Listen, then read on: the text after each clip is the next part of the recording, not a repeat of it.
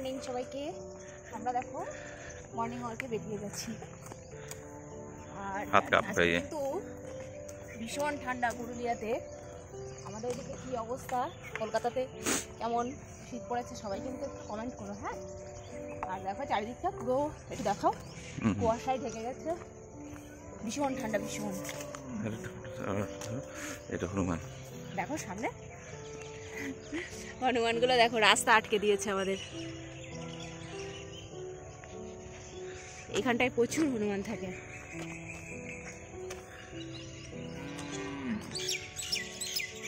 এটা হচ্ছে club, recreation club. এখানে আমরা অনুষ্ঠান দেখতে আসি মাঝে মধ্যে। এখানে কলকাতা থেকে ভালো ভালো শিল্পীরা সব আসে, একটু টাইম পাস করা যায়। দেখো গরুগুলো দেখো, সব চারিদিকে ছানা। হাত কাঁপে, হাত কাঁপছে। স্ট্যান্ড দরকার, স্ট্যান্ড। হ্যাঁ, গরু আসছে একটা দেখো। অ্যাকচুয়ালি এই গরুগুলোর কোনো মালিক নেই, এরা টাউনশিপেই বড় হয়, টাউনশিপেই থাকে। টাউনশিপের গরু, সরকারি গরু, কোনো স্থায়ী মালিকানা নেই। দেখো হনুমানগুলো কীভাবে বসে আছে। আর এই গাছে এই যে কী ফলগুলো আছে দেখো, খাচ্ছে। ওই দেখো ওই বাচ্চাগুলো দেখো খেয়ে যাচ্ছে। ডুমুর, এটা হলো জগ ডুমুর। জগ ডুমুর, হ্যাঁ হ্যাঁ। ওই দেখো, এটা কোলের বাচ্চা, কি সুন্দর দেখো, বাচ্চাটাকে কোলে নিয়ে বসে আছে আর খাওয়াচ্ছে। দেখো বাচ্চা হাতে কিন্তু একটা ফল আছে।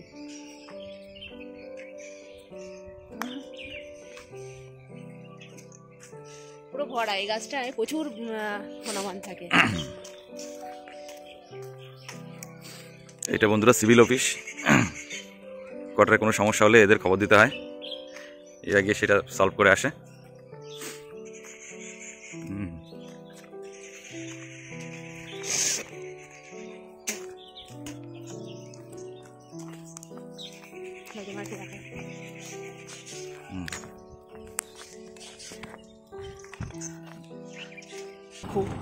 বাস যাচ্ছে টাউনশিপের। এটা ফ্রি সার্ভিস দিয়ে থাকে টাউনশিপের ভিতরে। দেখো শুধু টাউনশিপের ভিতরে না, টাউনশিপের বাইরে বাস পরিষেবাটা ফ্রি। এখান থেকে স্টেশন যাও, যে কোনো আদ্রা কিংবা সান্তালডি, সব জায়গায় ফ্রিতেই সার্ভিস দেয়, তাই তো? মানে এটা সার্ভিস আছে পিডিসিএল থেকে, মানে সাঁওতালি যে তাপবিদ্যুৎ কেন্দ্র, সেখান থেকে এটা এই বাস সার্ভিসটা ফ্রি। তো আমরা যখন বাড়ি যাই তখন এই বাসেই করেই যাই। হ্যাঁ বলো। চলো তোমাদেরকে একটু বাজারের দিকে নিয়ে যাই। তোমাদের এখন এই হাঁটতে হাঁটতে বাজারের দিকে যাবো, একবারে বাজার করে রুমে ফিরবো,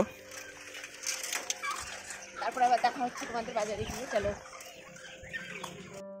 ফাইনালি আমরা মার্কেটে পৌঁছে গেলাম।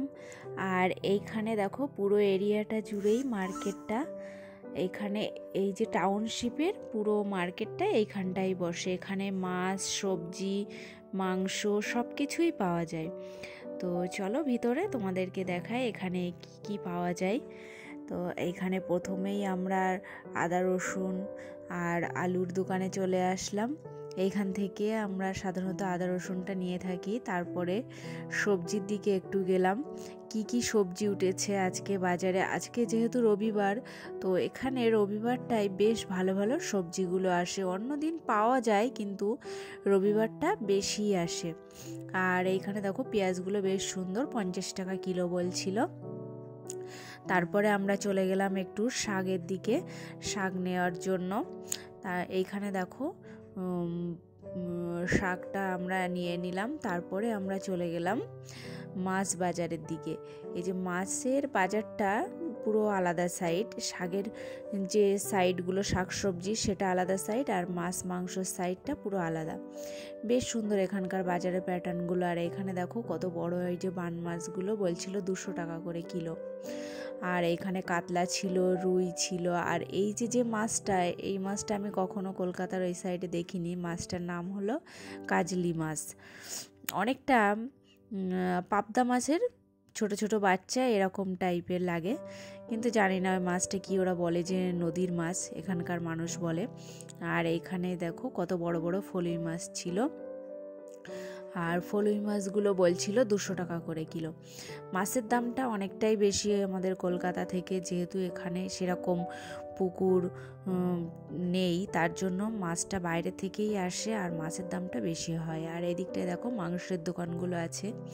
আর এইখানে কিন্তু আমি প্রায় দেখি এই যে এই শামুকগুলো বিক্রি হয়, এখানে বলা হয় গুগলি, আমাদের দিকেও গুগলি বলে। পুরুলিয়াতে শামুকটা কিন্তু ভীষণ খায় সবাই। আর এদিকে দেখো আমরা পেঁয়াজ নিচ্ছি এখান থেকে, পেঁয়াজগুলো বেশ ভালো ছিল, তার জন্য এই দোকানটা থেকে পেঁয়াজটা নিয়ে নিলাম।